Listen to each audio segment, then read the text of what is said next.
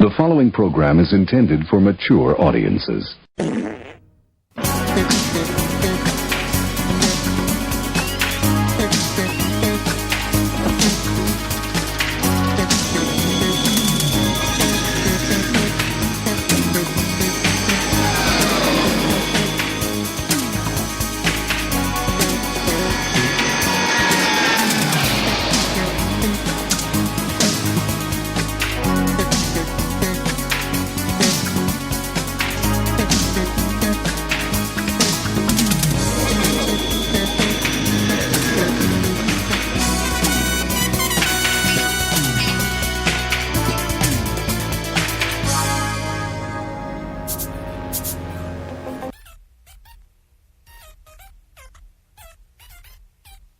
Yes, I can understand you. I'm Leonard Nimoy.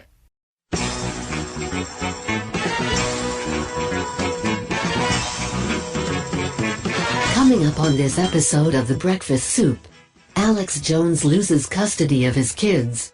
Arkansas executes number 4. And is Hannity next to be axed from Fox News? Details on these stories plus today's news, commentary and trivia on The Breakfast Soup, starring Joe Hafner, is on now. Yeah.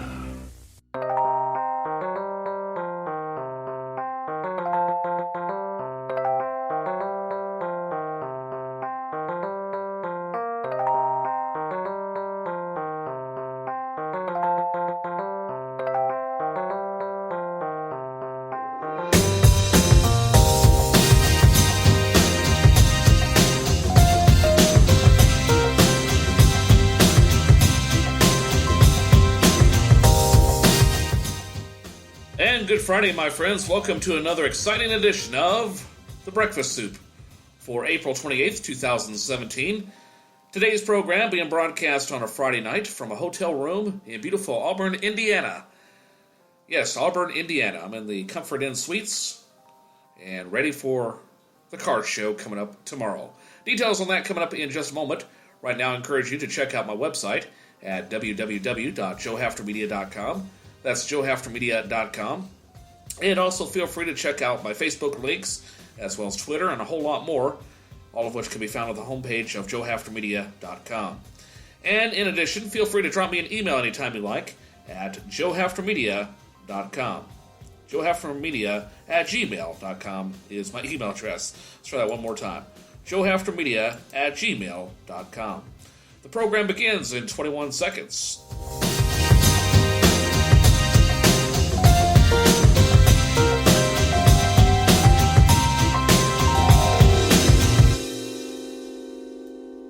And welcome to another rollicking edition of The Breakfast Soup. Again, it is the 20th day of April, and lots to get to today on today's program. And we're going to play dumb again like I did yesterday, in which I haven't kept up with the news much of the day. As a matter of fact, during my drive from Springfield, Illinois to here, I spent time listening to another podcast, catching up on some other shows that I like, and I'm several months behind. But nevertheless, made it here about a little after 7 o'clock tonight, got settled in, and got to my room, no problem. Although, along the way, I seem to have lost my recharge cable for my iPod, so I'm going to have to be real careful about that. I may have to go to Walmart tomorrow and buy another one. I forgot to do that tonight when I went over there earlier, but luckily Walmart is not too far from where I sit. It's funny, it didn't occur to me until I got to the Super Center here that either I was not paying attention or not looking out for them, but I did not see one single Walmart from the time I left Kirksville till I got here. Okay? I don't know, I guess I just shut it out for a couple of days, but it was kind of funny that I realized that when I went in to get some stuff that I needed. And perhaps some stuff I didn't need, like ice cream treats. What else is going on? Getting out of Springfield was a little bit fun today. I slept in a little bit later than I probably should have, but I wanted to be well rested for my trip up, and made it in without any problems. Ran into quite a bit of rain, though, especially after I got out of Indianapolis, and also ran into some rain in Fort Wayne. Where else did I run into a bunch of heavy rain? And the funny thing is, I stopped off at a state park to get a little rest. along the way. And the park, the office was shut down. I was like, I really need to pee badly. And this was right before I went to Indianapolis because it was right during rush hour traffic when I was going to hit the city. But luckily I was able to hold it. Although I think I may have wet myself after I got out of Indianapolis. Good Lord. I don't know if you're familiar with Indianapolis, but they have interstates that go around the city. Well, me going east, I had to go a little bit south and then go back, I came in from the west, so I had to go a little bit south and then go back up toward the east side before I could hit north. Why I couldn't go north, I don't know. I must have taken a wrong turn. And Garmin didn't tell me or what, but anyway, got out of there, right in rush hour traffic, and I thought I was never going to get to my exit. I mean, I rarely have panic attacks, but I think if I were going to have one today, I almost did coming out of Indianapolis. But luckily, the people were pretty friendly there and accommodating, and had a few close calls, but nothing major. So we did all right there. But anyway, made it to Auburn, and after my little run to Walmart a little bit ago, on my way back to my motel room, I saw a Pontiac Trans Am, and it was sitting by itself with the owner and a boy, I'd say he's probably about 10 years of age, maybe, helping his dad get the car ready for the car show tomorrow. And at first I thought, oh my God, that's the kit. And I thought, no, why would it be sitting out in the open like that in the middle of Auburn, Indiana? This thing should be under lock and key, because that car would be quite valuable for its historic significance. Turns out I was looking at a reproduction, but it's a very nice reproduction. And fans of the show will be interested to know that this was from the first and second season of the show, judging from the dashboard. I only caught a glimpse of it. Guy didn't seem too keen on me studying it too much. It's like, okay, I will go back to my room. But man, I rarely even stop a car to look at a pretty girl the way I was drooling over this machine. That's how enamored I am with this car. It was not my first love of automobiles, but it definitely had a lasting impact on me to this day. As cheesy as Knight Rider was, there are still some elements of the show that have stuck with me after all these years, such as you heard in the opening, like this. Anyway, that was from the third season opener, my favorite opener of the Knight Rider series, because instead of having the, back then TV shows had a 30-second trailer telling you what was coming up, giving you some of the highlights to get you excited, pumped up about the show. That was the only episode, other than the pilot episode, that didn't have that. And it just had a montage of Michael and Kit going down the road, and before he gets destroyed by the missile an hour later into the program. Spoiler alert, I know, but it's been 33 years. You've had time to see it. Well, let's see. What's going on in the news today? Things I wanted to put in for posterity, as it were, for this program. I want to start off with Alex Jones' lawsuit, and the conspiracy, everybody's favorite conspiracy theorist and media personality, Alex Jones, suffered a major defeat yesterday in a legal battle with his ex-wife that ended with a jury stripping him of the primary custody of his children. After nearly 10 hours of deliberation, a Texas jury ruled the couple will receive joint custody and granted Kelly Jones, the former spouse of the right-wing media personality, the right to decide with whom their 3 children will live, the Austin American-Statesman reported. The verdict also means that Alex Jones will have visitation rights with his 3 children, who have lived with him since the couple's divorce 2 years ago. In closing arguments, Kelly Jones' attorney, Robert Hoffman, told jurors the conservative broadcaster was a cult leader who was turning their children, ages 9, 12, and 14, against their mother. He also described his client's marriage as a emotionally, sexually, and physically abusive relationship. Alex Jones' lawyer countered, telling the jury the kids had thrived under his client's care. He compared the InfoWars host, who previously championed the Pizzagate conspiracy theory and called the 2012 Sandy Hook school shooting a hoax, to a performance artist whose bombastic media appearances were all part of a carefully planned persona.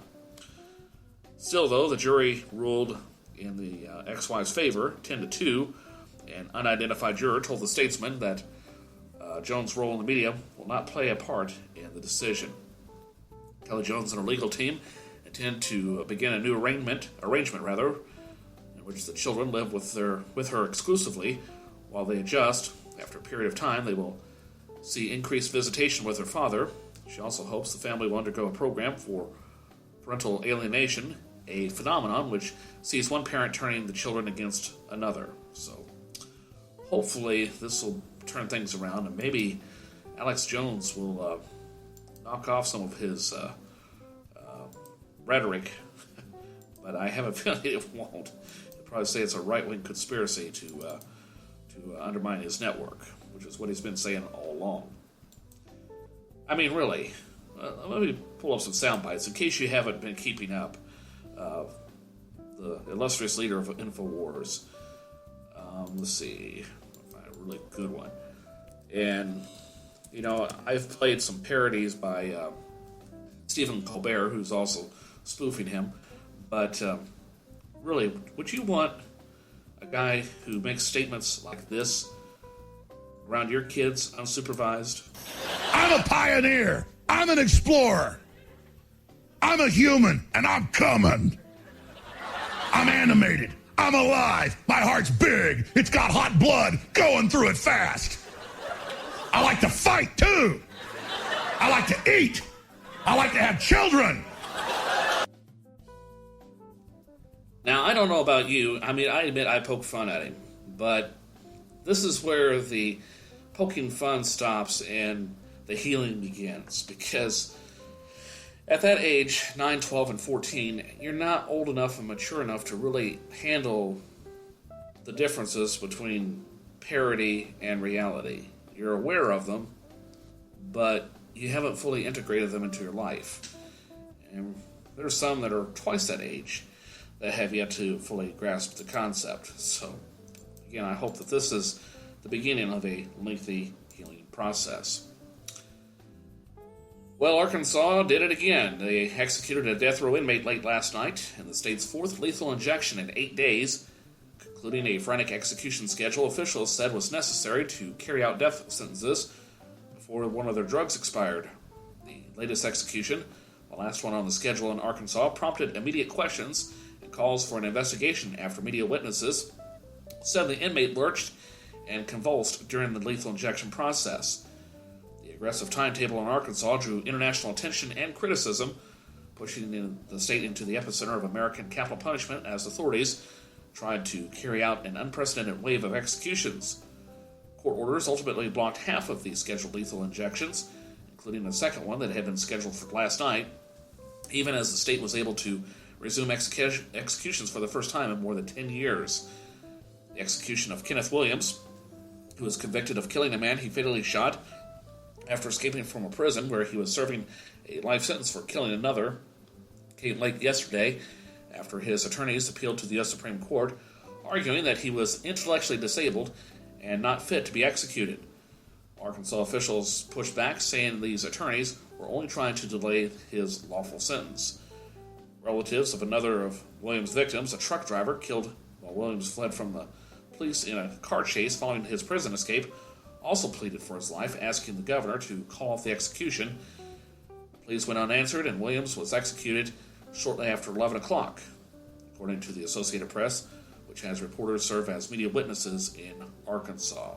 So, again, state of Arkansas strikes, and I don't know. I have mixed feelings about the death penalty, because I don't buy into the argument that it's going to stop people from committing the heinous acts, but at the same time, you have to do something with them. And I'm in a catch-22 myself, in a way. I won't get into details, but those that know me really well understand what I'm talking about. And if you don't, feel free to email me, and I'll be glad to write you the story. I don't want to broadcast it on here yet because, well, let's just say it would cause a lot of trouble, cause a lot of headaches. What else is in the news? Chaos at Fox News once again. And in the week since Bill O'Reilly's ouster from Fox News, the cable news network has struggled to stay on message. The Murdoch family has stated firmly that it is seeking a cultural change, but the culture of Fox News seems quite restrained to change, and the allegations keep piling up, in addition to a network-wide culture of sexual harassment that ended the Fox News careers of both Roger Ailes and Bill O'Reilly. A racial discrimination lawsuit against comptroller Judith Slater is gaining complaints and is similarly sordid in its details of harassment and employee exploitation. Among other complaints, the black employees of Fox News alleged that they were subjected to arm wrestling, white employees for Slater's amusement, but that's just the legal mess. On air and in public, the network's image problem is also a mess. The promised culture change isn't evident in what the network has been putting on the air or who they're promoting to plumb time spots and time slots, leading to a smug and typically bigoted debut for Tucker Carlson at 8 o'clock last Monday night that fainted towards inclusion before reveling in mockery. Then on Tuesday's episode of The Five, which moved from 5 p.m. to a primetime slot of 9 p.m., slot just on Monday, co-host Jesse Waters ended a segment about Germans booing Ivanka Trump by making a literal blowjob joke. I really liked how she was speaking into that microphone, Waters said, gesturing with one hand and grinning in what most women know as the street harassers go to jerk off motion. I apologize, friends. That's what they did. The moment is so awkward that his co-host skipped over the remark. Even when defending Ivanka Trump, Waters apparently could not stop inappropriately sexualizing her. Waters denies that he meant any innuendo. In a statement, he said that he was referring to Ivanka's voice and how it resonates like a smooth jazz radio DJ. Of course, he didn't mention her voice in the original comment, and this statement does not even bother to try to explain his gesture, so it's hard to take this attempt at an excuse too seriously. Then the next evening, Waters closed The Five by briefly mentioning that he would be going on vacation. And guess what happened to Bill O'Reilly when he came back from his vacation? Hope the same thing doesn't happen to me. Anyway, also on Wednesday, Sean Hannity, one of the network's longest-running anchors and his most recognizable personality, now that all the rest have left or been booted, took to Twitter for a public meltdown, hinting at a conspiracy to take down Fox News from the inside. The tweets were a response to a report from New York Magazine that Bill Shine, the Fox News co-president implicated in covering up or permitting the network's culture of sexual harassment, was not able to get a statement of support from the Murdoch family. Hannity tweeted portentously, though, that if Shine goes, Fox News as we know it goes with him. And on it goes, my friends. Wow. And as unfortunate as his anxiety is, though, maybe Fox News as we know it should be quietly asked to leave the building. After all, the question following O'Reilly's firing was whether or not Fox News could change its culture beyond sexual harassment. The rampant chaos of this week suggests that Fox News may not have a culture beyond sexual harassment, racial discrimination, and questionable employment practices. It's so endemic to this company's identity that Waters, a Trump booster by the way, could not stop himself from joking about Ivanka Trump and fellatio. On the outside, chance that this is his preposterous smooth jazz excuse is valid. It's still mind-boggling that he was not walking on eggshells around any mention of a woman's appearance. Fox News is under heightened scrutiny when it comes to the network's treatment of women. At worst, Waters is a misogynist bore. At best, he's just stupid. But then again, what else can we expect from Fox News? Waters and O'Reilly did a segment mocking allegations of sexual harassment and decrying political correctness on their April 8th program, just 1 week after the decades of allegations against O'Reilly were revealed to the public, in an on-the-air thumbing at the reports. And then Waters went on the street in Chinatown in late 2016, which produced 4.5 minutes of regressive Asian stereotyping, intercut with scenes from films to heighten the hackery. O'Reilly famously mocked Representative Maxine Waters with the James Brown wig comment. Remember that one? I'll refresh your memory in case you hadn't heard it yet. It just really really gets me, though, that people think there's nothing wrong with this. Okay, let's see. All right, here we go. Here's Bill O'Reilly. We're fighting for America. We're saying to those who say they're patriotic, but they turn a blind eye. I didn't hear a word she said. I was looking at the James Brown wig. If we have a picture of James, it's the same. It's the same one. Wow. Even if you're thinking that there's some things that are just not appropriate. There's just some things that are just not appropriate, Bill O'Reilly. He did apologize for that remark, but he didn't apologize for saying that African Americans are ill-educated and have tattoos on their foreheads, or that slaves who built the White House, remember that one from last year, and the hubbub over that. Let's see if I have that soundbite. I think I might still have that one. Let's see. White House. Nope, doesn't look like I have that one. Another one I need to put in the system. Although probably won't get as much airplay now that Bill O'Reilly is no longer on television. Let's see. Where was I? Well, continuing on. Carlson has denied the existence of sexual harassment called Hillary Clinton castrating. And let's not forget Sean Hannity, who has thrown his weight behind nearly every opportunity for xenophobia that the 2016 election presented, including defending and promoting Donald Trump's repeatedly and widely debunked theory that former President Barack Obama was not either an American citizen and or actually a Muslim. Hannity also defended Trump's use of the term anchor baby. And in Fox News' first week of attempting to change its corporate culture, it appears to be in complete disarray. Without the casual sexism and race baiting, without the bluster and bombast, what does this network stand for? Or are these gaffes and goofs and Twitter meltdowns just indications of what many have long suspected, that Fox News is rotten to the core?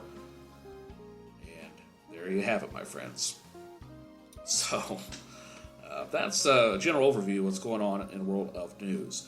Speaking of which, CBS will fill us in on what's going on in the world of news here in just a moment. Right now I'm going to run down a brief summary of some of the highlights from CNN. We'll switch it over. First of all, going on in the world of news this morning, we're getting something of a mixed message from the Trump administration on North Korea. President Trump said there's a good chance the United States could have a major conflict with the North, as tensions remain high over its nuke program. Secretary of State Rex Tillerson struck a more optimistic tone, saying direct talks with the regime would be the way we would like to solve this. Vice President Mike Pence said earlier this month that there will be no talks with the North until they had denuclearized. Tillerson today chaired a special meeting at the United Nations Security Council to discuss leadership of North Korea. Congress next week is due to vote on a bill to authorize new sanctions against North Korea. Well, speaking of President Trump, he thought the job would be easier, as I alluded to on yesterday's program. President Trump reportedly misses his old life. In a new interview, President Trump gave some insight into how he's settling into the Oval Office as his first 100 days draws to a close on Saturday. Trump said he misses the freedom of movement he had before becoming commander-in-chief and entered the White House security bubble. Most presidents say the same thing. And Trump really misses driving, too. He'll be in Atlanta, or rather was in Atlanta today, to discuss the NRA convention, or rather to address the NRA convention. But guns will be banned from the hall where he speaks. Imagine that. And then tomorrow marks the 100th day of his presidency with a big rally in Pennsylvania. There's a lot going on this weekend, including the White House Correspondents' Dinner, which Trump is skipping. Imagine that. And a climate change protest march also going on in the nation's capital. Pope travels to Egypt to meet with the country's president and to give comfort to a Coptic Christian community there, still reeling from a pair of Palm Sunday terrorist bombings that killed 45 people earlier this month. Pope is coming under some criticism for meeting with the Egyptian president, whose human rights record is, well, less than admirable, to say the least. The Pope will also meet with Muslim leaders and is expected to once again plead for the nations of the world to open their borders to migrants fleeing Mideast violence. And driving under the influence. More people died while driving under the influence of drugs And while driving drunk in 2015, the report finds that's the first time that's ever happened. 2 years ago, 43% of drivers killed in wrecks were driving drugged, while 37% were driving drunk.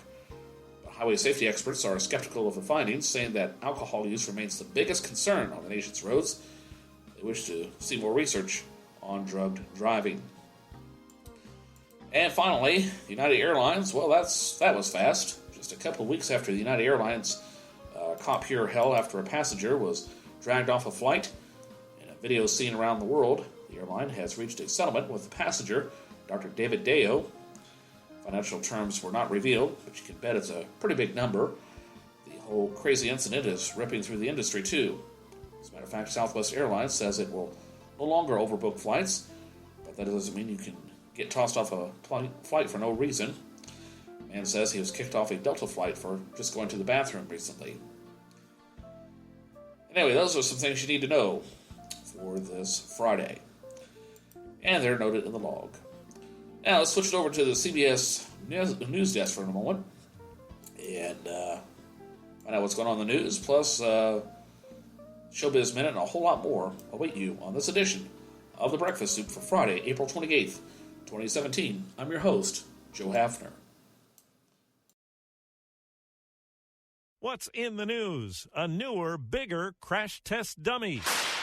I'm Steve Kaith in CBS News. For 50 years, the crash test dummy used in safety tests has been 5'9", 170 pounds. Safety features, the airbags, and most importantly, the seat belts are designed around those dummies. But the truth is, over the last 40 years, we've put on 20 more pounds on average, and we're taller. 1 in 3 people is now obese. Stuart Wang runs the University of Michigan's International Center for Automotive Medicine. Heavier people seem to get much more severe lower extremity injuries. So he's worked with the company that makes most of the crash test dummies used by automakers and others. We have found that obese people, elderly people, people who don't fit that exact size and shape are more at risk in a vehicle now. Christopher O'Connor runs the company called Humanetics. Question is, should the larger one now be the standard? So I don't think one replaces the other. Auto safety is based on what we measure.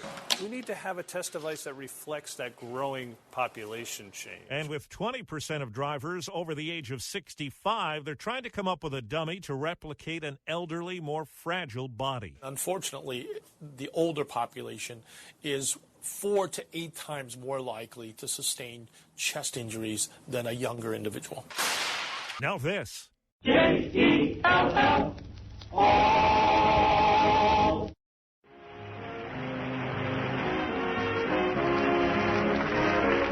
Extra good news. The makers of Jell-O have discovered a way to give you rich, luscious chocolate pudding far more easily and far more economically than ever before.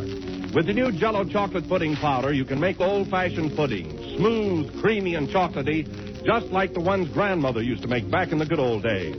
Now you can have them again, and this is all you have to do. Just combine the contents of a package of Jell-O chocolate pudding with some milk in the top of your double boiler, letting it cook until it becomes smooth and thick.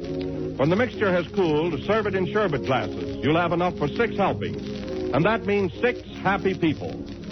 Jell-O chocolate pudding is so simple, so inexpensive, and so downright delicious that you mustn't delay trying it. Ask your grocer for Jell-O chocolate pudding, and if he hasn't put it in stock yet, be sure he orders it for you. Remember the name, Jell-O chocolate pudding.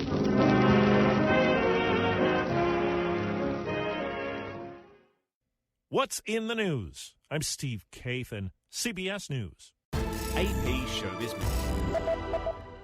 Rebel Wilson is suing an Australian publisher for defamation over a series of magazine articles that Wilson says cost her movie roles by painting her as a serial liar. Wilson's lawsuit accuses Bauer Media of damaging her reputation by printing articles that allege she'd used a fake name and lied about her age and upbringing in Australia. Selena Gomez has addressed the controversy surrounding Netflix show 13 Reasons Why. Gomez, who's an executive producer on the show, which unravels the story of a teen's suicide, said, "It's not an easy subject to talk about, but I'm very fortunate with how it's doing, and I'm overwhelmed and very proud of it." 2-time Tony Award winner James Earl Jones will soon get a 3rd for Lifetime Achievement. Jones will receive the Special Tony Award at this year's event on June the 11th. Jones, the voice of Darth Vader and Mufasa from Disney's The Lion King, has previously won Tonys for The Great White Hope and Fences. This is Matt Kemp with AP Showbiz Minute. Reporter's Notebook. This is Steve Futterman in Los Angeles. This weekend marks the 25th anniversary of the verdicts in the Rodney King beating case and the subsequent riots that shocked not only Los Angeles but the entire nation.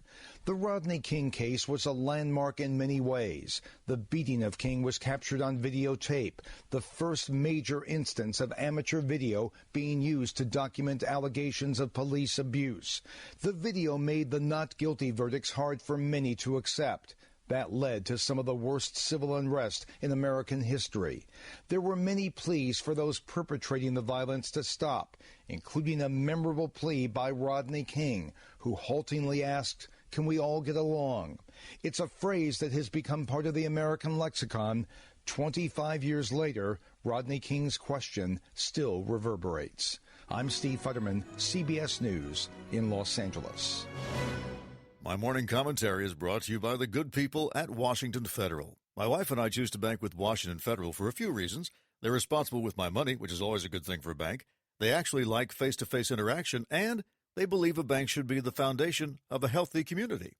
Washington Federal, invested here. Member FDIC, equal housing lender. The president said it over and over again during the campaign that regular people just aren't interested in seeing his tax returns. Nobody cares about it except some of the folks in the media. Nobody cares about it. But now he has announced what his own Treasury Secretary has called the biggest tax cut in U.S. history. And that raises new questions, like the one this reporter asked the Treasury Secretary at this week's news conference. Exactly a year ago, then candidate Trump was asked if he believes in raising taxes on the wealthy. He said, I do, including myself. I looked it up. It was on the Today Show, April 21st, 2016. Do you believe in raising taxes on the wealthy?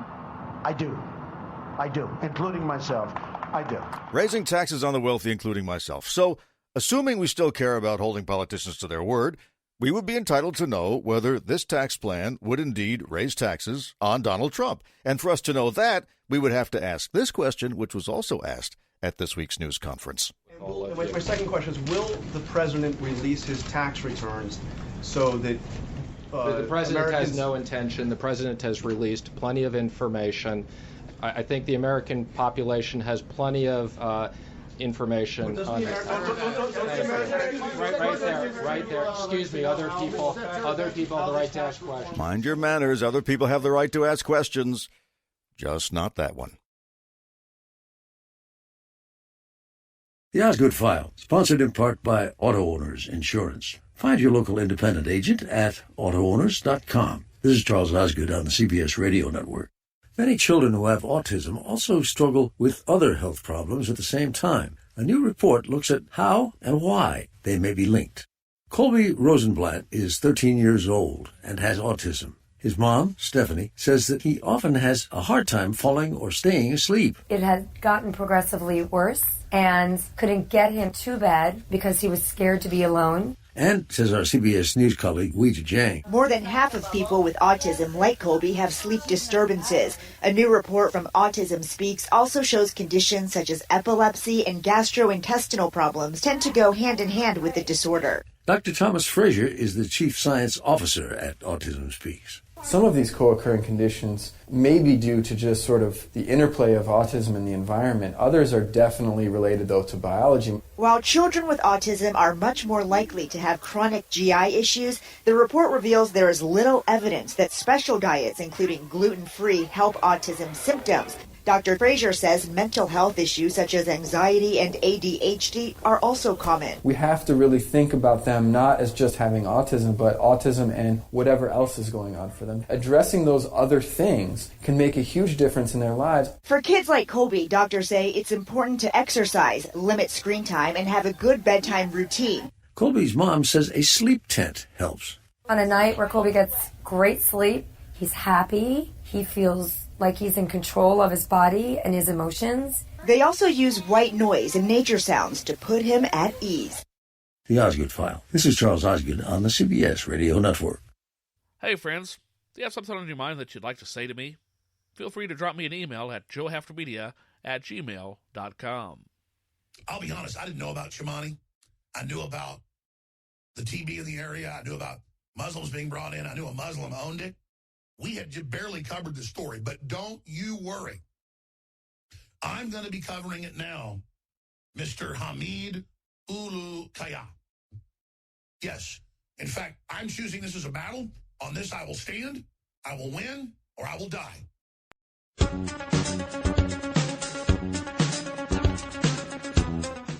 Well, it's now 10:48 p.m. Eastern Standard Time. The only time zone that's going to matter to me for the next couple of days. On the 28th day of April 2017, as we roll through this edition of a very late edition of The Breakfast Soup. And coming up tomorrow, while I'm at the car show looking over kit, President Trump will be celebrating his 100th day in office. Like it or not, probably playing golf. And to get a recap on his first 100 days in office, here's Stephen Colbert to fill in some of the blank spots.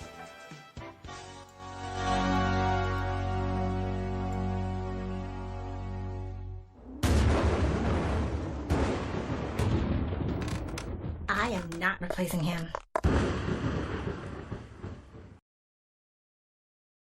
Okay, that was a mistake. That was actually The Simpsons. Here's The Simpsons in the first 100 days of Trump's administration. Let's try that again.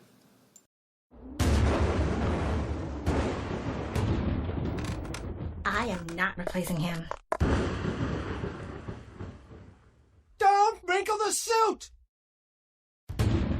100 days in office, so many accomplishments, lowered my golf handicap, my Twitter following increased by 700, and finally, we can shoot hibernating bears. My boys will love that. Sir, here's a new bill that you must read immediately. It lowers taxes for only Republicans. Can't Fox News read it and I'll watch what they say? No, you have to read it. The new Supreme Court Justice Ivanka takes Ruth Bader Ginsburg's seat on the bench. You can buy Ivanka's robe with gavel earrings for only 1,000 rubles. You said you'd replace me with Garland! Oh, God, this is horrible. This was supposed to last me the whole 4 years. Marge, please, give the President of the United States some time. He's only 70 years old. Help! They're taking me back to where I came from! Where is that? I don't remember! 100 days. We are 6.8% of the way home. Paid for by anybody else 2020.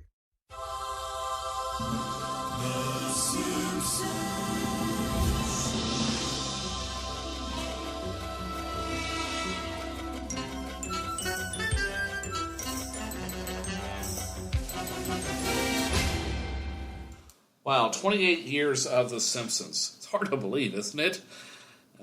Man, but the show is still as fresh as ever. Well, let's see. Coming up in a few minutes, we'll have Today in History, Writer's Almanac with Garrison Keeler, plus a whole lot more.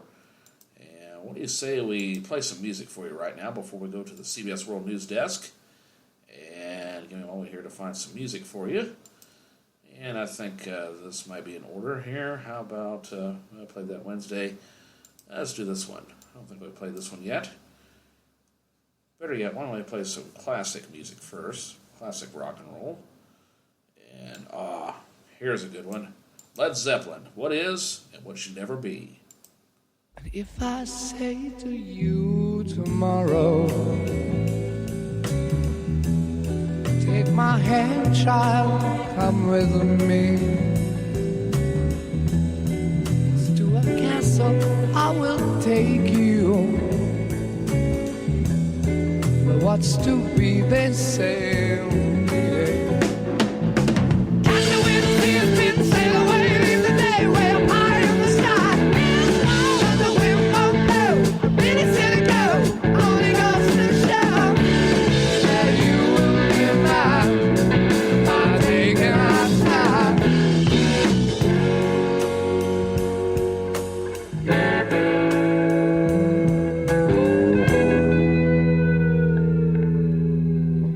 So if you say to me tomorrow,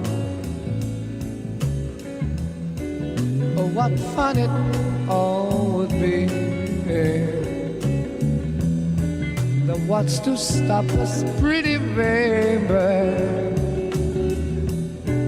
But what is and what should never be? Got the wind feels been sail away in the day when I'm high in the sky. There's more that we won't do. Really see to go, only goes to show that you will be mine by taking our time.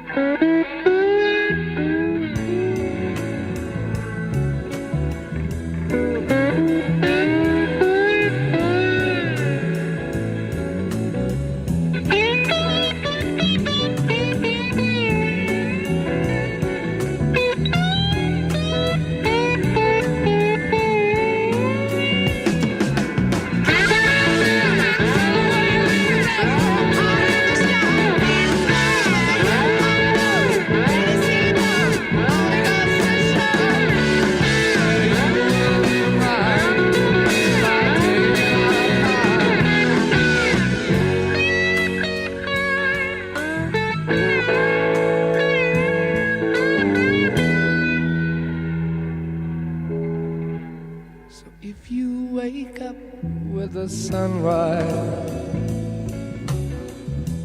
and all your dreams are still as new, happiness is what you need so bad. Yeah, the answer lies with you, yeah. That's the wind has been sailed away, leave the day way up high in the sky. But the wind won't blow, I really should go, only goes to show that you will be mine by taking our time.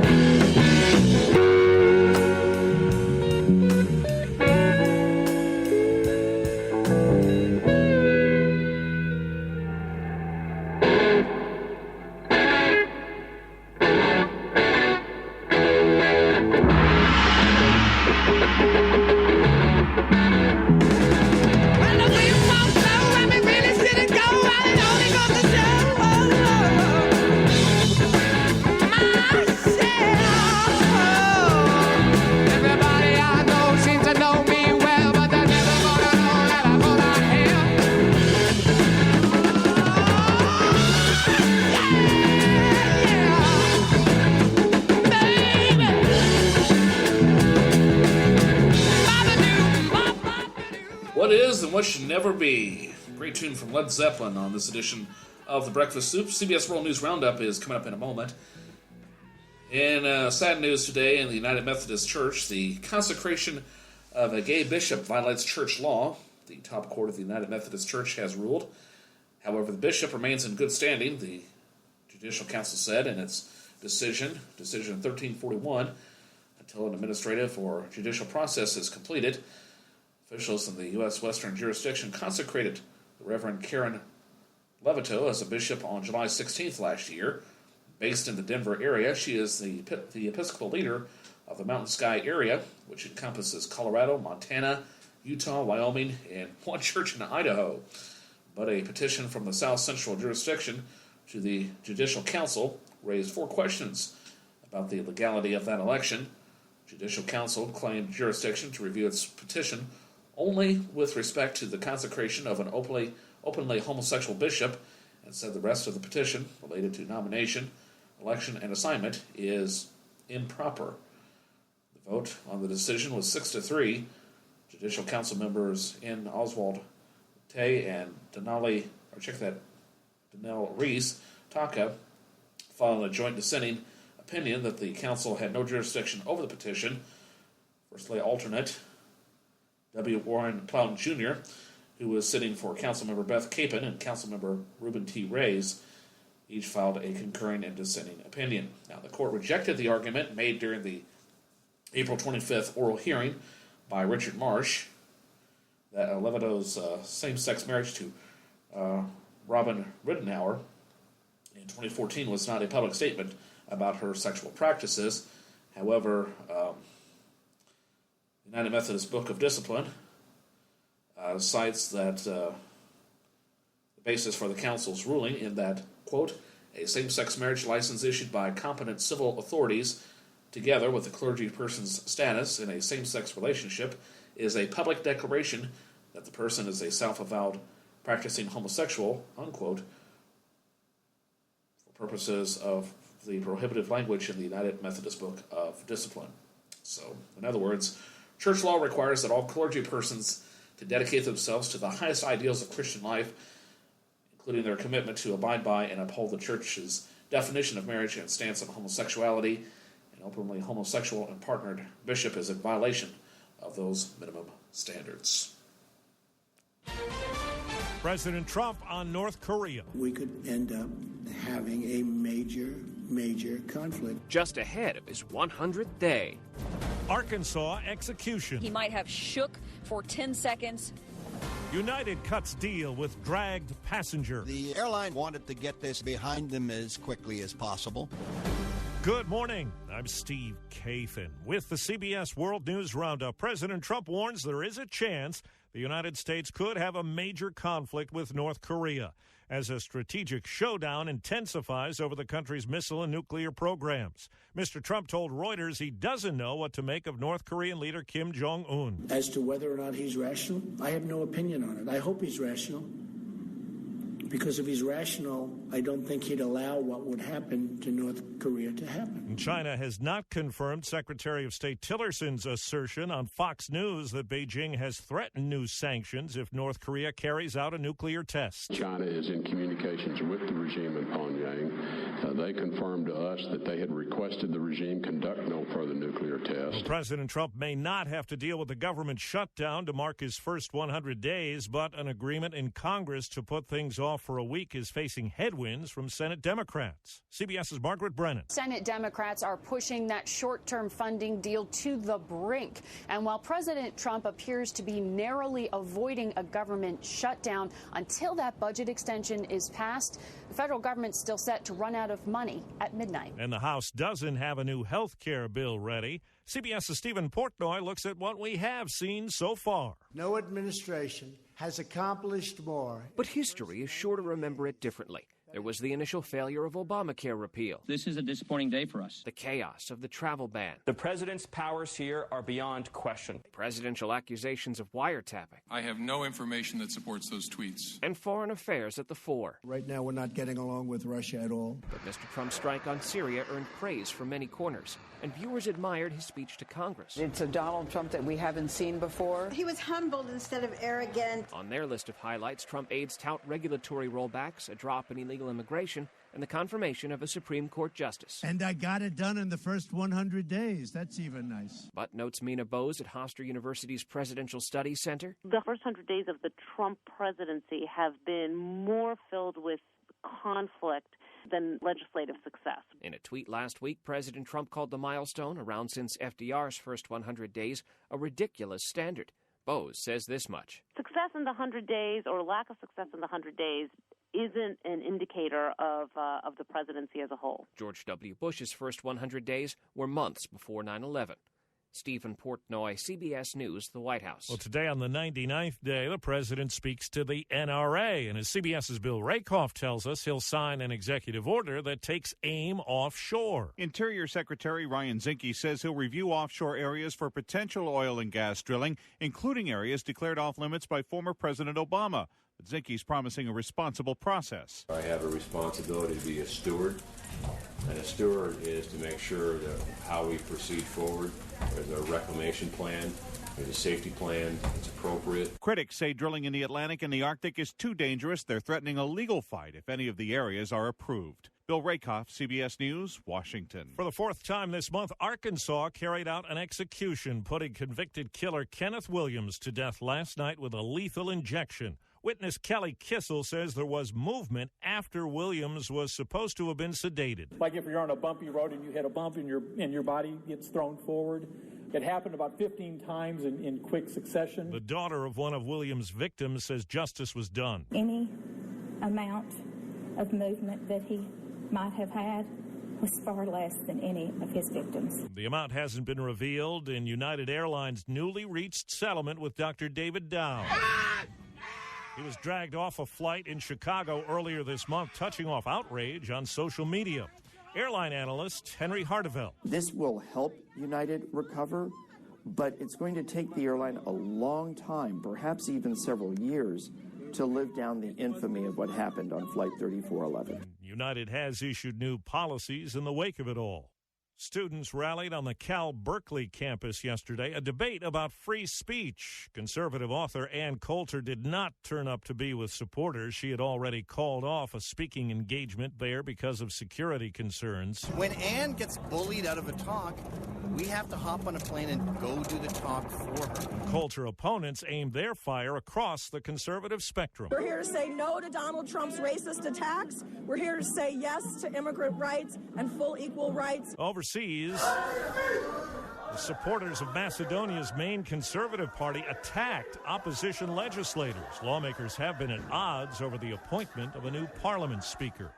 Pope Francis has just arrived in Egypt, calling on Christians and Muslims to reject violence. A bishop in Britain's Coptic church says the visit's a positive step. It's a very good show of Christian solidarity.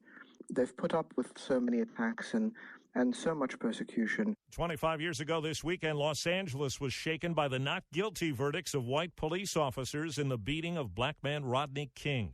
CBS's Steve Futterman recalls it unleashed a violent, deadly backlash. Outside the courthouse, there was immediate outrage.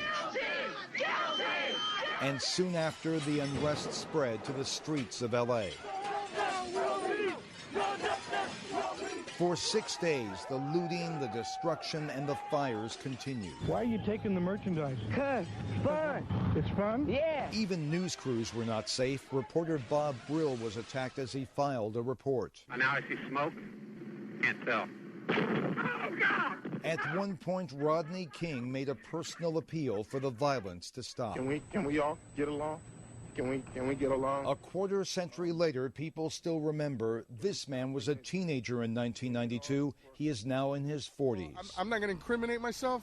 I definitely did not loot, though. What excited me was, the anarchy. There will be events this weekend to commemorate and recall the L.A. riots. Steve Futterman, CBS News, Los Angeles.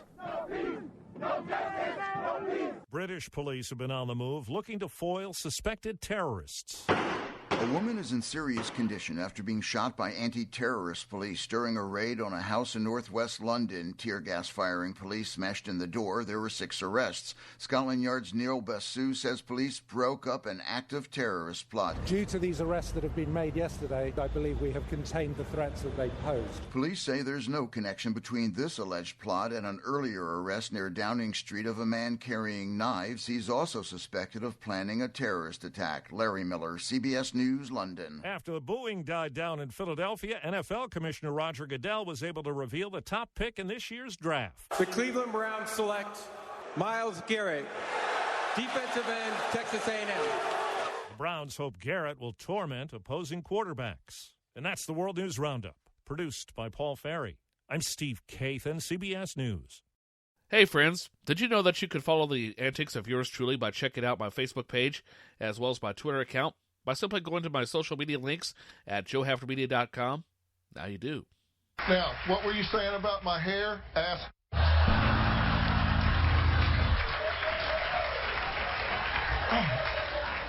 I'll hold your wallet while you go.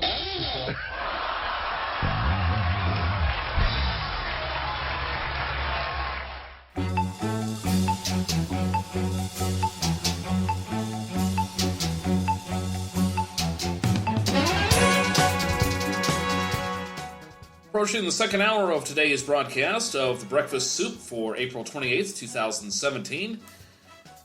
Have the Friday Funnies coming up in just a little bit.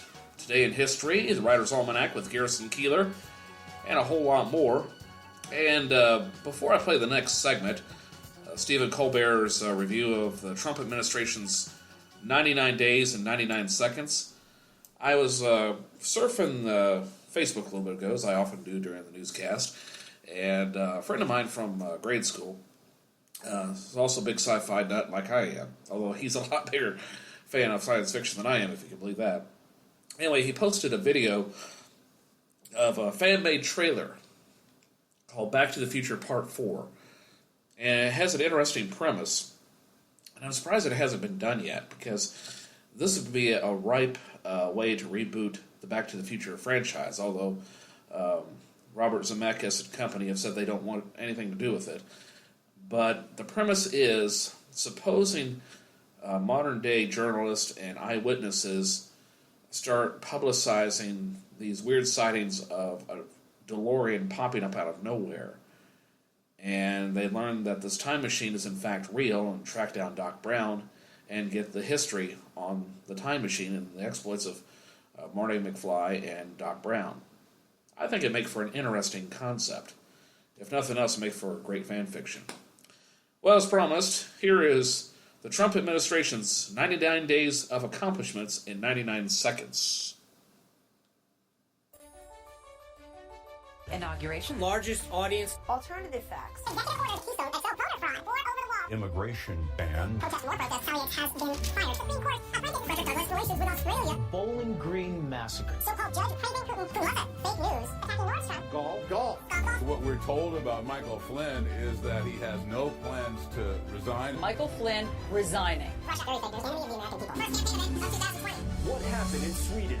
Protest. Deportation. Transgender student. Russia. President Trump's approval rating has hit a record low. Presidential crisis. Twitter offensive. The president accuses President Obama of wiretapping Trump Tower. Golfing. Microwaves that turn into cameras, etc. Microwaves do not turn into cameras. Fox News can now confirm microwaves heat food. Wiretap, doubles down, tripling down. Golf. There is no evidence to support the president's claim. Trump care is dead.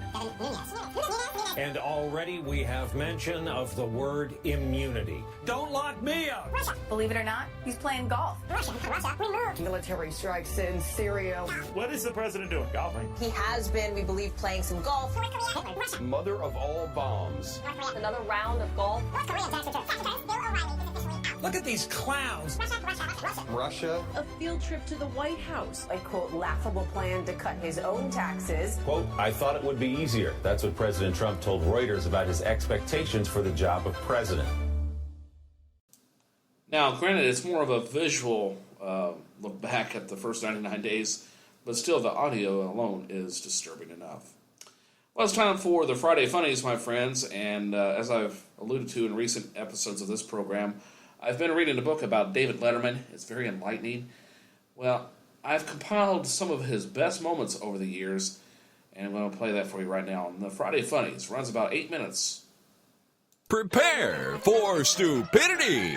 Pay attention to me, boy. I'm not just talking to hear my head roar. Spit out the golf ball. Waka waka. Who wants to hear a funny ass joke? That's what she said.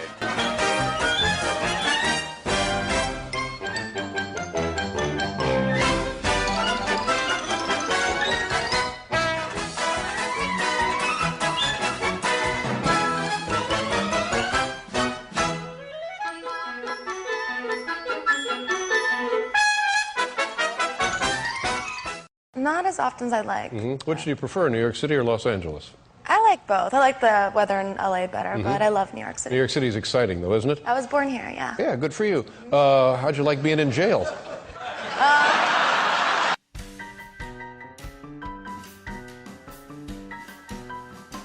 Designed the factor in Cambridge, Massachusetts. Came back, they hired me at Fox, and here we are. So when you say working your way up, does that really apply to Fox? Hey, come on. Relax. But now, I want to tell you, and this book is a crazy bestseller. How many weeks have been on the bestseller list? 6 months on the bestseller 6 months. list. Now, see, here's what breaks my heart about this, because in my mind, I think of you as a goon. But then when you look at this picture, look at how sweet and adorable that kid is, and it breaks my heart because I have a sweet, adorable kid like that, and I think, oh, great, what if he too becomes a goon? You know? I have nothing against China. I just hate that their leaders are so much smarter than our leaders. 2016, we will not be the world leader anymore. We have been always. But in 2016, China becomes the great economic leader. Even if Mitt Romney is elected, he says that maybe you can turn it around. Well, do you think he could turn it around? I think we can. Do you think Mitt Romney can turn it around? I think he can. As a line of clothing. Now, where were these made? These were made, I don't know where they were made, but they were made someplace. But they're great. It's ties, shirts, cufflinks, everything sold at Macy's, and they're doing great. #1 selling tie anywhere in the world. #1 selling tie anywhere in the world. That shirt. You wouldn't wear that shirt? We also have them in white and beautiful white. Where are the shirts made? Bangladesh. Well, it's good. We employ people in Bangladesh. Ties? Where are the ties they made? Have to work These are beautiful ties. They are great ties. The ties are made in where? China? Ties are made in China.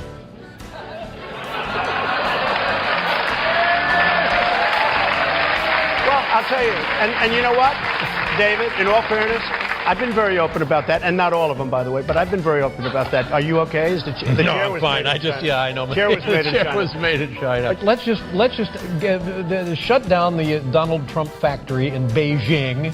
I would love to. And we'll put up a tie factory in Jamaica, Queens. I love it. And we'll make the Donald Trump ties. I'm for it. It's got to shoot these things down. You're talking about all of the women in your life and stuff? All the women. And but no, I think it's. I mean, you're in. I take responsibility for it. Dave. Well, but it's Bruce. I'm on your side here. I don't think there's anything wrong with it. Nothing wrong with it. We have a. I think we have a list. Now this is. Hold on. Let's take a look. Well, see, now this is a hell of a list here. Yeah. Okay, no, yes, no, yeah. Mm-hmm. Yes, oh, way yes. Now, this broad turned out to be a guy, so that'd be a no. And yes to all the women on The View, and That's right, including Rosie. Rosie. Whoa! I was gonna say. A TV show here. I thought you were dead. So I'm on CBS. I ain't dead. Well, can you tell us about your days with the Unabomber? Have your friends treated you differently since you've been out of the slammer? No, but it's made me a stronger person. Yeah. So. And what is it you did? Do you know what you did? Love you too. There. Somebody you met in prison? Sort of like they perceive it in. I really thought I was looking out the window. Yeah. I was looking for the numerical count of shows. I have no idea what you're talking about. Why? When I started to talk about Is Harvey's nurse in the green room? Dave, come on. See, I had a plan. I figured if I Harvey, you've never planned anything in your life. Oh, no, that's wrong. What did you plan? Your wardrobe? Dave. You're not coming back. Dave, I was a file clerk. You're a dork, Harvey. Relax. Descend because I didn't have enough oxygen. So I had a passenger in the back. So we figured out, me and the co-pilot, that if we turned the oxygen off in the back guy, that we could make it at this altitude. Isn't that attempted manslaughter? You just turn a guy's oxygen off? He said my hands are tingling. I slept the whole mission. Must have been the way I was laying. I got bullied. Get that off there. Hey, this is a brand new. You know what you did just then? You went, hey! Yeah, that was the Canadian in me. Because more and more you see like the mural and the Sistine Chapel on a, it's too much. I'm not going for the 16th Chapel. Creepy moment with the very creepy John Malkovich. All right, here we go. Top 10 things that sound creepy when said by John Malkovich. Number 10. Does this look infected to you? His triumphant return after undergoing major heart surgery. I've been away for a while. While I was gone, I had quintuple bypass surgery on my heart. Oh! Plus, I got a haircut. And when he occasionally turned political, like when he blasted Senator John McCain for canceling on him last minute. So I'm more than a little disappointed by this behavior. Yeah. We're suspending the campaign. Yeah. Are we suspending it because there's an economic crisis or because the poll numbers are sliding? Whoops, whoops, whoops. And the serious moments following tragedy, both personal and national, apologizing to his wife for cheating, and an emotional monologue after 9/11.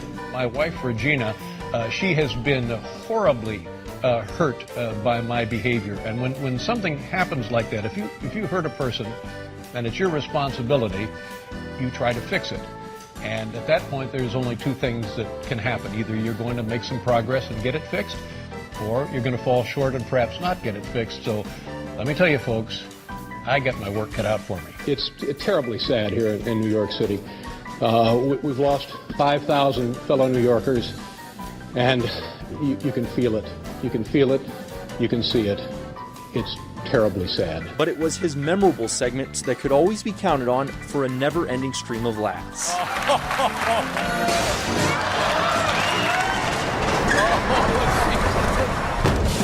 Things you will never hear in a Puffy song. Meow, meow, meow, meow, meow. Skits like these were a fan favorite, one of the many reasons why we'll miss the television icon. What time is it? Where are we going? Hi. You look fantastic. I heard you're getting divorced. How's that going? Hey! What are you doing? I don't know what to do. Why? Stop it. Okay. Well, you look fantastic. Thank you. Anyway, some of the best moments of David Letterman. It's time now for market information. And by Fidelity. Listen up, job seekers. Fidelity Investments is hiring financial consultants at their nearby branches. Not licensed? Not a problem. Fidelity offers a training program giving you all the tools you need to become a licensed financial planner, as well as CFP certification reimbursement. To learn more and check out all their opportunities, visit branches.fidelitycareers.com. That's branches.fidelitycareers.com. Fidelity is an equal opportunity employer. Congress is making a last-ditch effort to avoid a government shutdown. From Marketplace in New York, I'm Kimberly Adams in for David Brancaccio. The House and Senate are planning votes today on a stopgap funding bill to prevent a government shutdown. Marketplace's Nancy Marshall-Genzer gets us up to speed on where things stand. Funding for the federal government runs out at midnight Eastern time tonight. Without a new funding bill, non-essential government agencies would shut down. Congress is getting ready to vote on stopgap funding that would keep the government open for another week as they hash out the details of a longer spending bill for the rest of the fiscal year, which ends September 30th. Republicans and Democrats still have to iron out disagreements on long-term funding for a health care program for coal miners and money for Puerto Rico's Medicaid program for the poor. And Democrats object to Republican efforts to block things like the fiduciary rule, which would require financial advisors to act in their clients' best interest. The last government shutdown was in 2013. An initial analysis from Standard & Poor's in 2013 said that shutdown took a $24 billion bite out of the economy. Both parties say they want to avoid another shutdown. And later today, we'll get new numbers on economic growth here in the U.S. The initial estimate of gross domestic product for the first quarter of 2017. It's the first GDP number reflecting President Trump's leadership. And in spite of Trump's promises of faster growth, economists aren't seeing many signs of acceleration just yet. Marketplace's Mitchell Hartman has more. Economists are puzzling over a contradiction between what they call hard and soft data. Reports on consumer and business spending, industrial output, the hard data have been pretty mediocre so far this year. But surveys of consumer and business confidence, soft data, have been really upbeat. Eric Wiegand at U.S. Bank Wealth Management predicts growth will come in at about 2% for 2017, better than last year, but a far cry from the 3, 4, or 5% President Trump has promised. The economy so far, says Wiegand? Not too hot, not too cold, still staying kind of in the middle and anxiously awaiting some policy updates. Meaning businesses and investors are waiting to see if proposed tax cuts and infrastructure spending materialize. Chris Christopher at IHS Markit expects consumers who've been holding back to start driving growth. People are happy with the kind of prices they can get for their house. They're feeling a little bit more wealthy. He says that indicates they're ready to spend again. I'm Mitchell Hartman for Marketplace.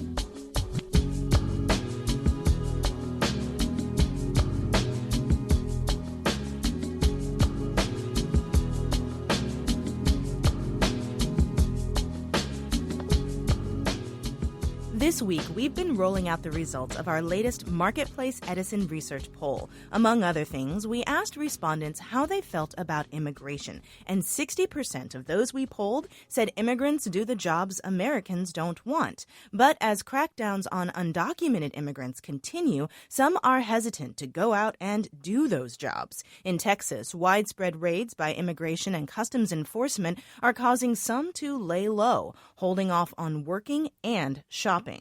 Marketplace's Andy Euler has more from Austin. Austin's North Lamar neighborhood is home to a lot of strip malls, and the clientele is mostly Latino. I stopped in at a supermarket and taqueria called La Hacienda. I asked manager Juan Rodriguez if business was down because people are afraid. Outside, he points. In February, he saw trucks pull up and agents in uniform marched into businesses. See right here in the Whataburger?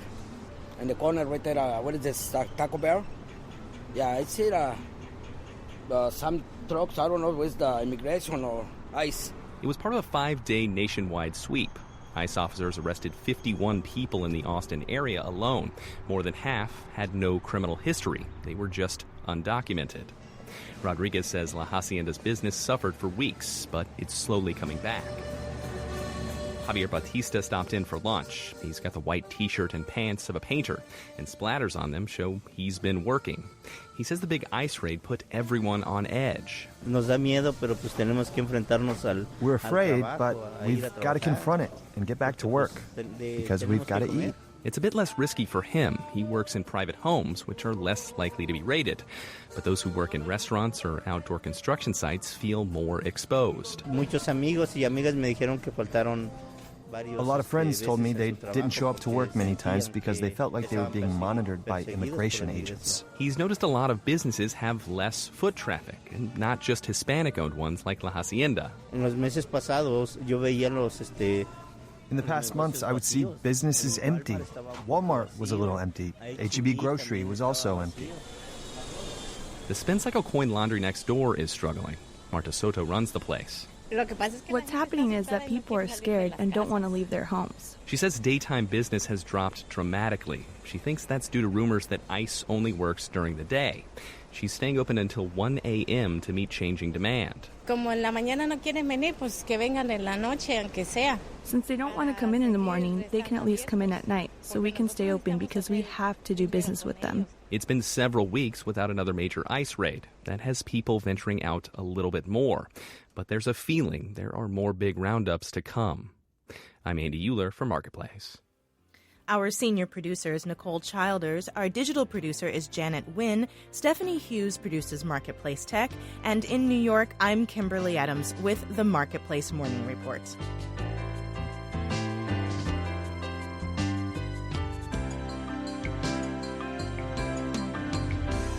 From APM, American Public Media. This Marketplace podcast is brought to you by Fidelity. Fidelity Investments is hiring financial consultants at their nearby branches. Not currently licensed? That's not a problem. Fidelity offers a training program giving you all the tools you need to become a licensed financial planner, as well as CFP certification reimbursement. To learn more and check out their opportunities, visit branches.fidelitycareers.com. That's branches.fidelitycareers.com. Fidelity is an equal opportunity employer. I have Marketplace Tech News coming up in just a little bit. Right now, a story from the Entertainment Wire, and one of the biggest comedies of the late 80s, early 90s is reportedly making a comeback. An 8-episode limited series revival. Thank you, computer. I didn't want that screen right now. Okay, let's go back to the story. An 8-episode limited series revival of the ABC blue-collar family comedy Roseanne is in the works, with the key cast members reprising the roles, including Roseanne Barr, John Goodman, and Sarah Gilbert, with Laurie Metcalf and others in the process of joining them. How are they going to work John Goodman back into this character? Didn't Dan die in that last season? Well, anyway, the new installment is executive produced by the original series EPs Tom Warner, Barr, and Bruce Helford, as well as Gilbert and Whitney Cummings, with Helford and Cummings co-running. The project is currently in the marketplace, with multiple networks bidding, including the original Roseanne Home ABC, along with Netflix, which has been staging reboots of classic sitcoms, including Full House and One Day at a Time, along with new installments of cult favorites such as Arrested Development and Gilmore Girls. This Marketplace podcast is brought to you by Atlantic.net, cloud and dedicated hosting solution provider of healthcare HIPAA, PCI compliance, and ad tech. With fully audited solutions and 23 years in the business, Atlantic.net won't let you down. Visit Atlantic.net to learn more. From APM, I'm Ben Johnson, and this is Marketplace Tech. It's Friday, and you know what? There were a lot of tech numbers this week, so we're going to start off with just a couple in Silicon Tally. My guest, Melissa Kirsch. She's editor-in-chief of the website Lifehacker and also the host of the Upgrade podcast. Melissa, are you ready to play the game where we try to stump each other with numbers from the week's tech news? So ready. Okay. What do you got for me? 2 days. 2 days is how long it took a startup to figure out that there was a problem with its code. Not bad. 2 days was the amount of time that it took Travis Kalanick and Uber to start up its own carpooling option, Uber Pool, after it heard that Lyft had its own carpooling project. This is part of the big Travis Kalanick story that came out this week. Exactly, in the New York Times. In the New York Times from Mike Isaac, and it's like... that feels like a short amount of time. Yeah, it's a coincidence, right? Total coincidence. All right, 2 hours of Fitbit data. Was there a murder or a crime that was solved with Fitbit data? Oh, yes. All right, tell me. So this refers to a murder case in Connecticut where authorities used Fitbit data with other online information from Facebook use to prove that a woman was still alive and active for 2 hours after her husband, who is now charged with the murder, claimed she was killed. That's insane. Do not try anything. You're wearing a Fitbit. Do not try anything, yeah. Melissa. I'm glad we have producers here. All right, what do you got for me? All right. $548 million.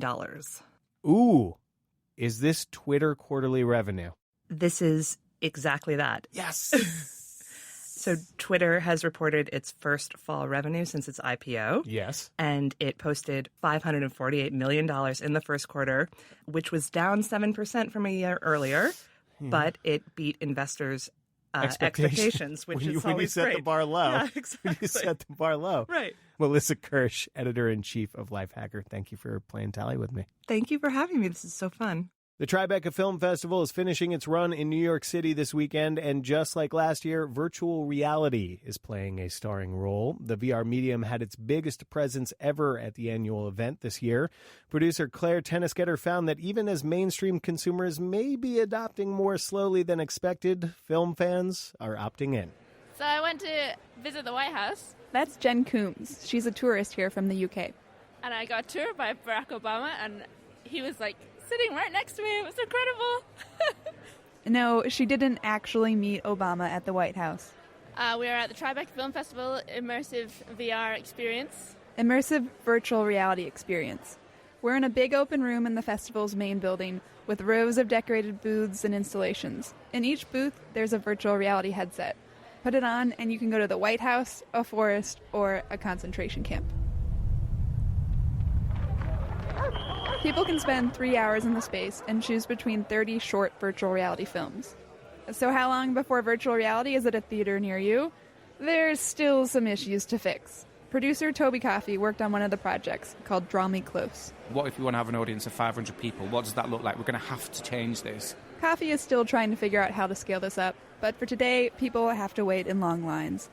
And the ticket price? About $40. Andrea Seidel comes to the Tribeca Film Festival every year, but this is her first time trying virtual reality. Worth the cost of admission?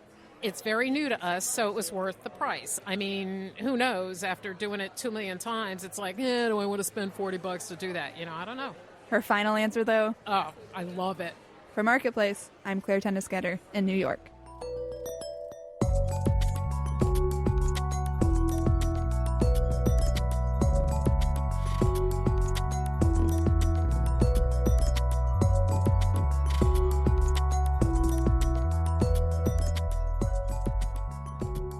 this week, we have been looking at hacktivism. One thing we haven't talked about a ton yet, the law.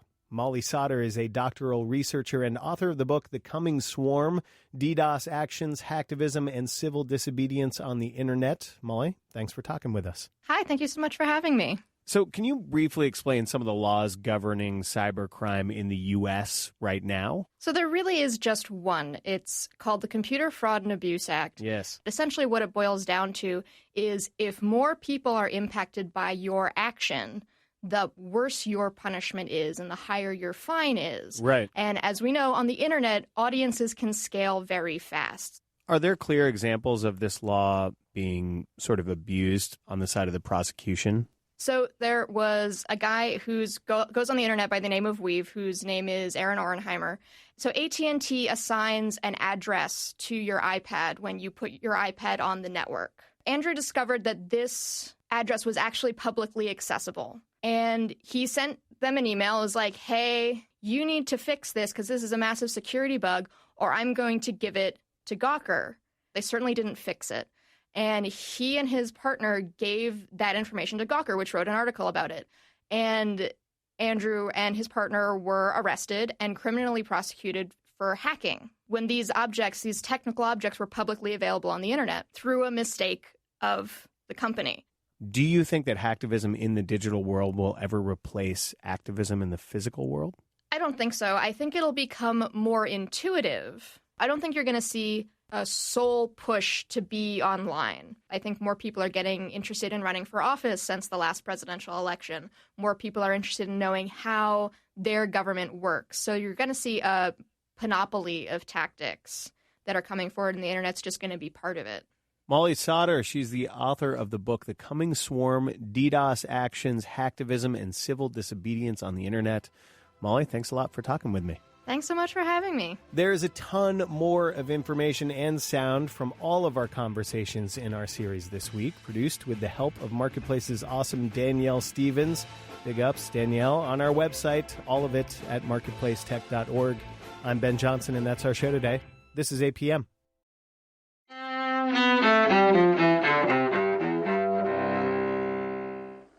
April 28th, 1945. Ha creato col suo sangue l'impero. A violent end for Italy's dictator Benito Mussolini during the last days of World War II in Europe. Italian resistance fighters execute Mussolini and his mistress as they try to flee the country. 1937. Saddam Hussein, dictator of Iraq for decades, is born in a village near the desert town of Tikrit. A U.S.-led invasion topples Saddam from power in 2003. He is executed more than 3 years later. 1967. Heavyweight boxing champ Muhammad Ali refuses to be inducted into the U.S. Army during the Vietnam War. Ali is stripped of his title and barred from boxing for 3.5 years. The U.S. Supreme Court later overturns his conviction for refusing induction. 2001. California businessman Dennis Tito becomes the world's first space tourist. Tito lifts off on a Russian rocket with 2 cosmonauts on a journey to the International Space Station. And 1950. Jay Leno, comedian and host of NBC's The Tonight Show, is born in New Rochelle, New York. You know, it's interesting. When I heard the new pope was German, I thought, oh, my God, Arnold can't be stopped. First governor, now he is pope. I can't believe it. I can't believe that he has done this. It's amazing. Today in history, April 28th. Sandy Kozel, The Associated Press. Damn it, Jim, what the hell's the matter with you? Other people have birthdays. Why are we treating yours like a funeral? Bones, I don't want to be lectured. Very, very many happy reasons. It's time now for a review of birthdays for the 28th day of April 2017. And before I run down said list, if you're celebrating your birthday today, happy birthday, and you share your birthday with some of these famous people. They include Arthur Nell Harper Lee, would have been 91 today, of course, the author of To Kill a Mockingbird, my favorite novel of all time. Former Secretary of State James Baker III turns 87. Singer and actress Anne Margaret is 76. Paul Gilfile, an actor from CSI, he is 68. Rock musician Kim Gordon of Sonic Youth is 64. Actress Mary McDonnell is 64 as well. Supreme Court Justice Elana Kagan is 57. Baseball Hall of Famer Barry Larkin turns 53. Golfer John Daly is 51. Jorge Garcia, actor, remember him from Lost? He's 44 today, as is actress Elizabeth Rome from Law & Order fame. And actor Nate Richard is 39 today from Sabrina the Teenage Witch. Jessica Alba, actress, is 36. And, of course, you heard on Today in History, comedian and talk show host Jay Leno turns 67 years old today. And those are celebrity birthdays for this Friday. And in addition to hosting The Tonight Show, he's now hosting, what's that show on CNBC? Jay Leno's Garage. Great program. Check it out. If you're into cars, that show is definitely for you. All right. Well, we've taken care of market news. We've taken care of Today in History. What do you say we brush up on our poetry and whatnot? Here's Garrison Keillor with the Writer's Almanac.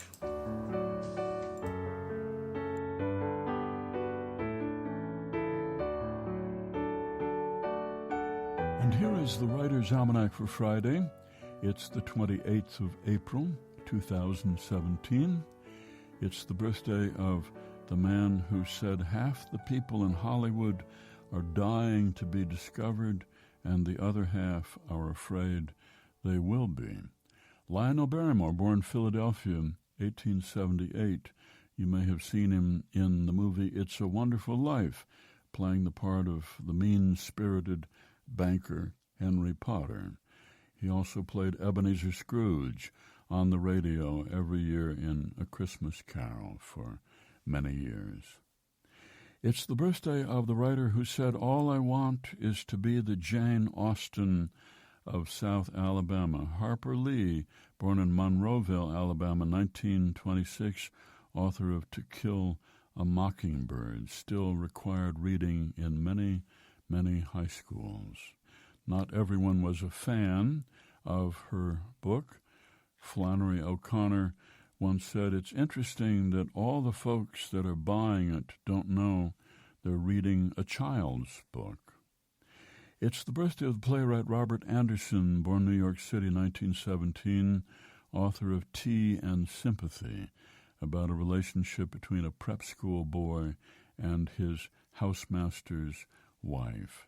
The boy had gone sunbathing with a male professor, and the student faces accusations of homosexuality from other students, and the wife, a lonely woman, tries to shield him from harm by beginning a romantic relationship with him.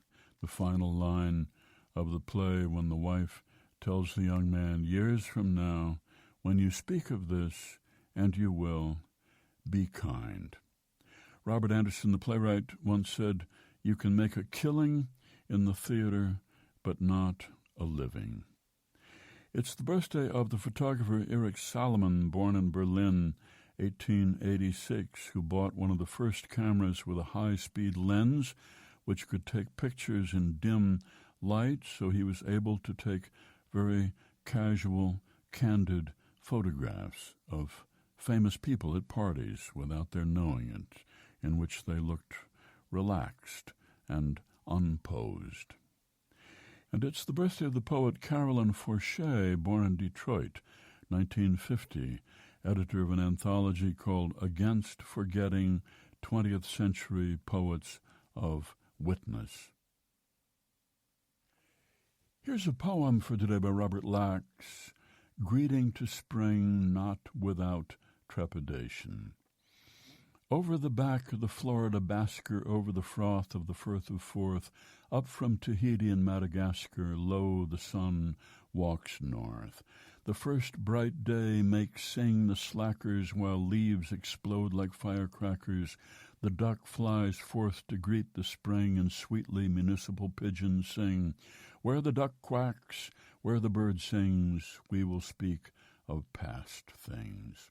Come out with your marbles, come out with your croup. The grass is as green as a Girl Scout troop. In the mall, the stone acoustics stand like a listening ear for the Goldman Band. At an outside table where the sun's bright glare is, we will speak of darkened Paris. Meanwhile, like attendants who hasten the hoofs of the ponies who trod in the shadow of roofs, the sun in his running will hasten the plan of plants and fishes, beast and man. We'll turn our eyes to the sogging ground and guess if the earth is cracked or round, over the plans of the parties at strife, over the plains in the waiting north, over the average man and his wife, lo, the sun walks forth. Robert Lax, from his collection Tertium Quid, published by Stride Publications, a poem, Greeting to Spring. That's the Writer's Almanac, supported by the Poetry Foundation, publisher of Poetry Magazine, now available on iOS devices. Subscriptions available at poetrymagazine.org. Be well, do good work, and keep in touch.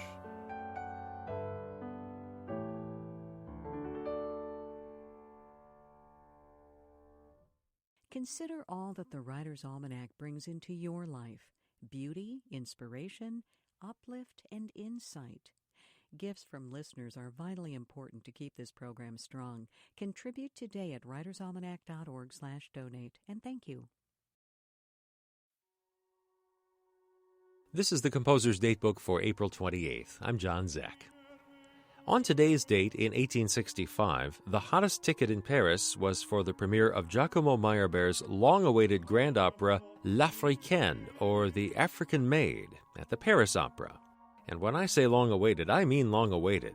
Meyerbeer had been working on L'Africaine for some 25 years, and it became something of a standing joke in the French press to rib Meyerbeer about the imminent completion of this long-standing project.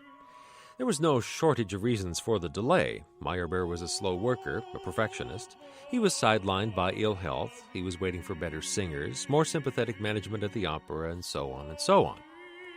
Many opera fans back then must have all but given up hope that Meyerbeer would ever finish L'Africaine when he finally did just that, and the work was slotted for production at the Paris Opera. At that point, as luck would have it, Meyerbeer died, and his widow entrusted another composer to supervise the rehearsals for the premiere on today's date in 1865.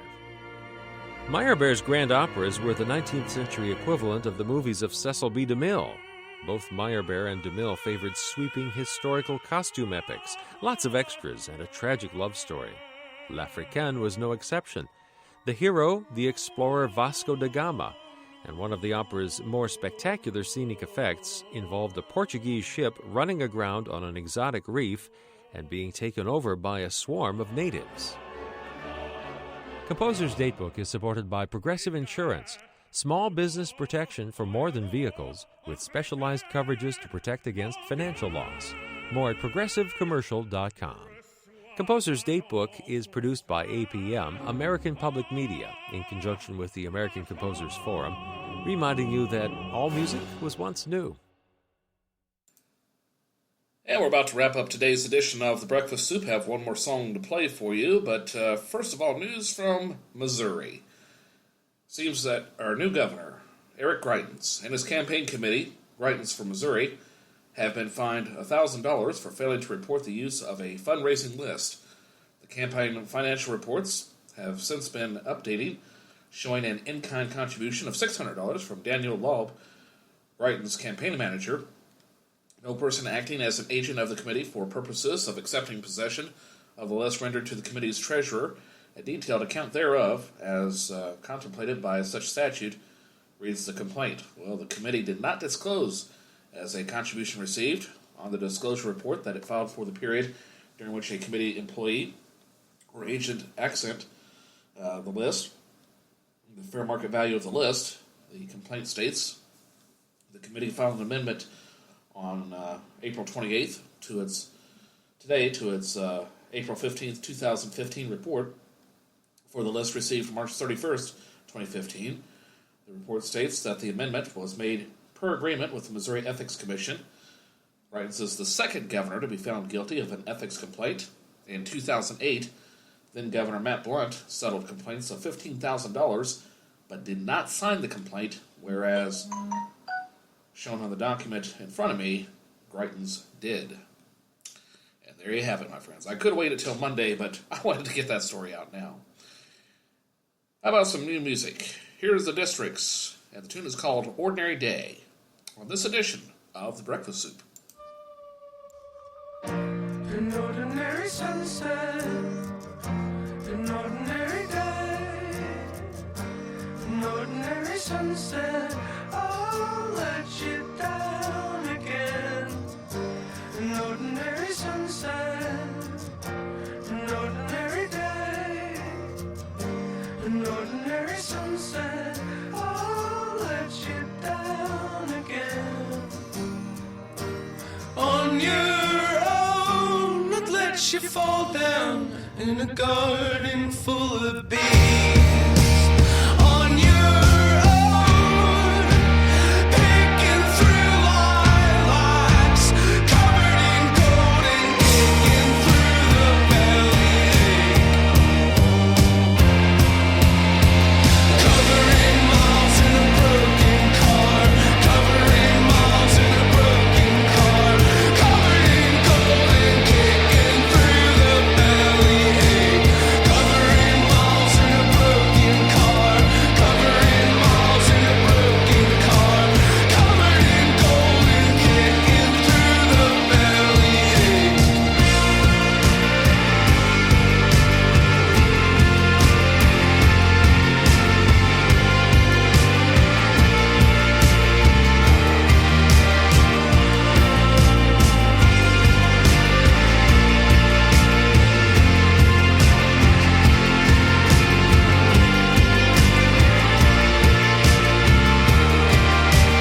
On your own, I'll take the beating.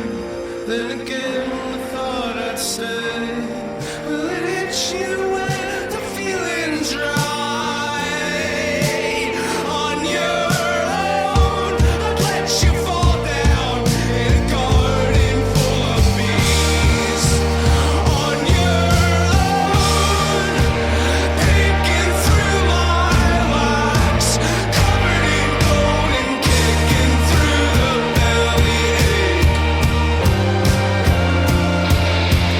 Covering miles in a broken car, covering miles in a broken car, covered in gold and kicking through the bellyache. Covering miles in a broken car, covering miles in a broken car, covered in gold and kicking through the bellyache. An ordinary sunset, an ordinary day, an ordinary sunset, I'll let you down again.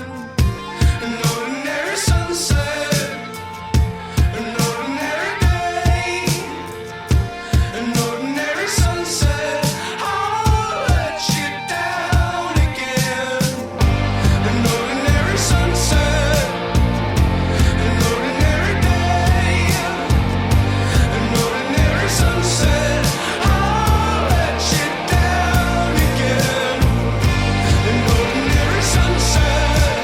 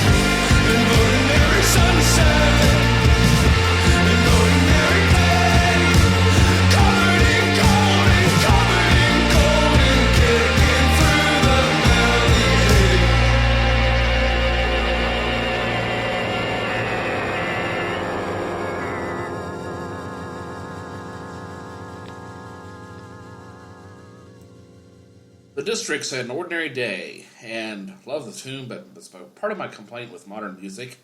It's recorded too damn loud.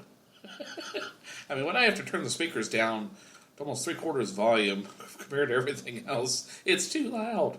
I'm starting to sound like my grandmother.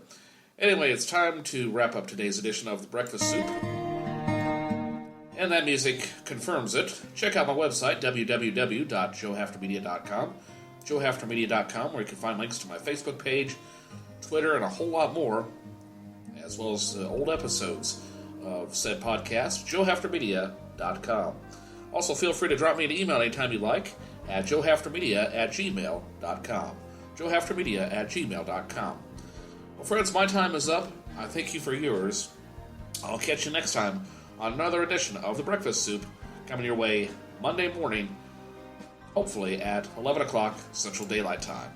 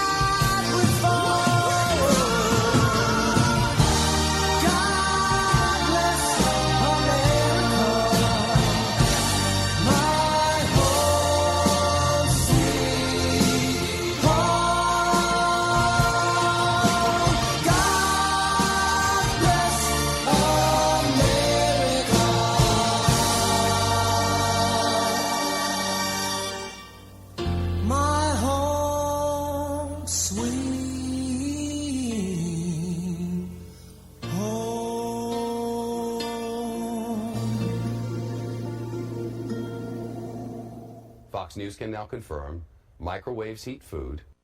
Yeah.